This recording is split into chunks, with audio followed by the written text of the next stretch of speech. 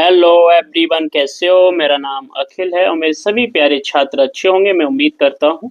प्यारे छात्रों, अगर आपकी 10th पास हो गई है और अगर आप 18 साल से प्लस हैं या 18 साल के हैं, तो मैं आपके लिए 8,000 पदों की बम्पर भर्ती लेके आया हूँ। अगर आप चाहते हैं कि हम हाई स्कूल के बाद हमारी जॉब लग जाए और आप 18 साल के हैं, तो मैं आपके लिए टॉप क्लास वैकेंसी लेके आया हूँ, जिसका वेतन बहुत अच्छा रहने वाला है। तो इस वीडियो में हम बेसिक से बेसिक टॉपिक क्लियर करने वाले हैं भाई। क्या रिक्वायरमेंट रहने वाली है, क्या डॉक्यूमेंट रहेंगे, जो भी है भाई, जो भी उसमें इंपॉर्टेंट है, मैं सारा का कुछ इस वीडियो में कवर कर दिया है ताकि आपके लिए परेशानी ना हो।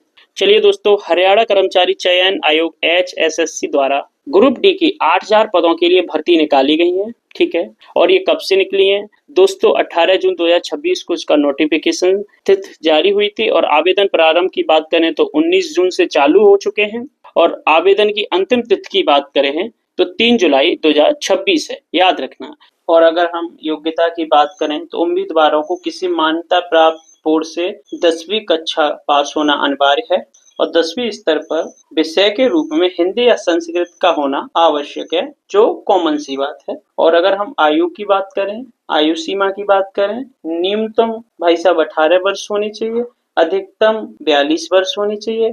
हरियाणा सरकार के नियमों के अनुसार आरक्षित श्रेणी SC, BC, EWS आदि को अधिकतम आयु सीमा की छूट भी दी जाती है, याद रखना। नंबर 4, आवश्यक दस्तावेज। हमें कौन कौन से डॉक्यूमेंट की आवश्यकता पड़ेगी, कौन कौन से कागज की आवश्यकता पड़ने वाली है, इस पर मेरे प्यारे छात्रों बात करते हैं। नंबर 1 पर है हमारी 10वीं कक्षा की मार्कशीट या कहें सर्टिफिकेट, और 10वीं में हमारे पास हिंदी या संस्कृत होना अनिवार्य है, जो कॉमन बात है, हर बोर्ड में होता है। ठीक है। नंबर 2 पे है प्रमाण पहचान पत्र, जिसे PPP बोलते हैं, या आधार कार्ड, जिससे आपको फीस में कुछ छूट मिल सकती है और जिसकी हमें वेरिफिकेशन के लिए आवश्यकता पड़ेगी इन लोगों के लिए। नंबर 3 है जाति प्रमाण पत्र। SC, BC, B या EW श्रेणी से संबंधित जो लोग होते हैं, उन्हें छूट का लाभ लेने के लिए ये चीजें, जाति प्रमाण पत्र वगैरह की आवश्यकता पड़ती है, जिससे एज में उन्हें छूट मिल जाता है। ठीक है। नंबर 4, हरियाणवी निवासी प्रमाण पत्र। ये हरियाणा राज्य के स्थायी निवासियों के लिए है, जो वहाँ के रहने वाले हैं, उनके पास ये होना चाहिए प्रमाण पत्र। नंबर 5, पासपोर्ट साइज फोटो और सिग्नेचर, ये कॉमन बात है, इस पर ध्यान रखना। नंबर 6, सामाजिक आर्थिक मानदंड का प्रमाण पत्र। इसका मतलब क्या होता है, गौर से सुनना। इस प्रमाण पत्र में होता है कि आपके परिवार में कोई सरकारी तो नहीं है, ये प्रमाण पत्र इस चीज का होता है। वो कंफर्म करते हैं कि आपके घर में कोई पहले से सरकारी तो नहीं है, ये भी आपके पास होना अनिवार्य है। आवेदन शुल्क, मेरे प्यारे छात्रों, इसको ये आपके लिए बहुत मोस्ट इंपोर्टेंट है, ध्यान से सुनना। आवेदन शुल्क को 2 श्रेणियों में बांटा है। ठीक है। प्रमाण पहचान पत्र या आधार कार्ड के साथ या उसके बिना। समझना, अगर आपके पास पहचान पत्र, आधार कार्ड है, अगर ये डॉक्यूमेंट अवेलेबल हैं, तो आपकी फीस, आवेदन फीस बेटा अलग है। और अगर आपके पास ऐसे डॉक्यूमेंट नहीं है तो आपकी आवेदन फीस बहुत ज्यादा है। तो इस पर बात करते हैं। देखो, श्रेणी नंबर 1 में रखे गए हैं जिन लोगों पर प्रमाण पहचान पत्र, आधार कार्ड है, उन लोगों की फीस सुनना। सामान्य वर्ग वालों पर 500 रुपए चार्जेस है। हरियाणा के SC, BC, EWS, PH अभ्यर्थियों पे 250 और पूर्ण सैनिक और सभी महिलाओं पर भी 250। अब श्रेणी 2 में सुनना, प्रमाण पहचान पत्र वाले या आधार कार्ड वालों जिन पर नहीं है, सामान्य वर्ग वालों पर और अन्य राज्य के जो विद्यार्थी हैं, उन पर 1,000 रुपए का चार्जेस लगेगा। हरियाणा के SC, BC, EWS, PH वाले अभ्यर्थियों पर 500 का लगने वाला है और पूर्व सैनिक और सभी महिला अभ्यर्थियों पर 500 का लगने वाला है। याद रखना, अगर आपके पास ये डॉक्यूमेंट नहीं हुए तो आप पर 500 का चार्जेस लग जाएगा और अगर आप SC, BSc से हैं तो आप पर 250 का लग जाएगा। ठीक है। विशेष छूट, मेरे प्यारे छात्रों, इस पर गौर करना, शायद आपके काम आ जाए। जिन आवेदकों ने पहले CET ग्रुप C में आवेदन किया था, उन्हें कोई शुल्क देने की आवश्यकता नहीं है। ठीक है। अगर आपने दिया था तो आपको शुल्क देने की कोई आवश्यकता नहीं है। मेरे प्यारे छात्रों, अब हम इस परीक्षा के कितने अंक का पेपर आने वाला है, इन सब चीजों पे बात करने वाले हैं, ध्यान से सुनना। और ये एग्जाम में मेरिट लगेगी, याद रखना, मेरिट लगेगी।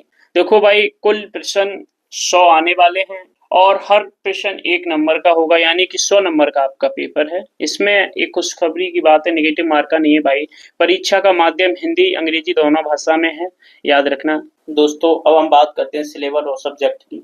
मेरे प्यारे छात्रों, ये आपके लिए मोस्ट इम्पोर्टेंट है। क्यों इम्पोर्टेंट है, इस पे बात करते हैं। इसमें सिलेबस को 2 भागों में बांटा गया है, 2 भागों में, याद रखना। 75% सिलेबस अलग है 25% सिलेबस अलग है। कैसे समझते हैं? इसमें 75% सिलेबस बाहर का, जैसे भारत की राजनीति पूरी की, बाहर के देश, भारत की नदियां, ऑल वर्ल्ड के भी कई बार सवाल पूछ लिए जाते हैं आपको। 75% में हिंदी, इंग्लिश, कोडिंग वगैरह सब पूछ लिया जाएगा। लेकिन जो आपका 25% सिलेबस है, ध्यान से सुनना, आपका जो 25% सिलेबस है उसमें सिर्फ हरियाणा की 25% सामाजिक विज्ञान आने वाली है, हरियाणा की जीके आने वाली है।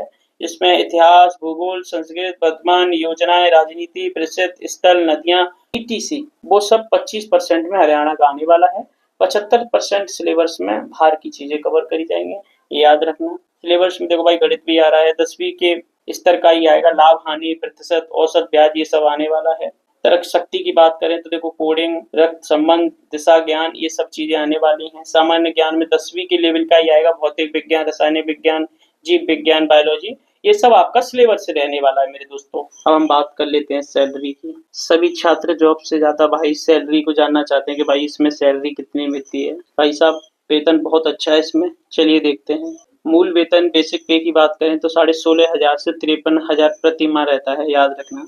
शुरुआती ग्रॉस सैलरी में 28 से 32,000 प्रति माह, और कटौती की बात करें, पीएफ, एनपीएस आदि 4 से 5,000 तक आपका कटता है। और एनहैंड सैलरी की बात करें तो 24 से 28,000 प्रति माह आपको मिलती रहती है। दोस्तों, हम बात कर लेते हैं आवेदन कैसे करें। ठीक है, सबसे पहले हमें HSSC के टाइम रजिस्ट्रेशन पोर्टल पर जाकर, आधिकारिक वेबसाइट पर जाकर अपना ये जो साइट है उस पर जाएं। ठीक है, यदि आप नए यूजर हैं तो वन टाइम रजिस्ट्रेशन OTR पूरा करें और अपनी ऑनलाइन आईडी जनरेट कर लें। ठीक है, लॉगिन करने के बाद अपनी व्यक्तिगत और शैक्षणिक जानकारी ध्यानपूर्वक भरें, और नंबर 4 पर अपने आवश्यक दस्तावेज, फोटो, अष्टाता सही फॉर्मेट पर अपलोड करें। ठीक है, जहां जहां चाहिए वहीं पे अपलोड करना भाई। नंबर 5, अपनी श्रेणी के अनुसार ऑनलाइन माध्यम, debit card, credit card, net banking, जो भी आप पर जो वो मांग रहा हो उसके अनुसार भाई शुल्क भुगतान कर दें। नंबर 6, फॉर्म को फाइनल सबमिट करने से पहले एक बार पन्ना चेक कर लें और उसे भविष्य के लिए प्रिंट आउट सुरक्षित रख लें, उसका प्रिंट आउट निकलवा लें। तो दोस्तों, ये थी आपके लिए नॉलेज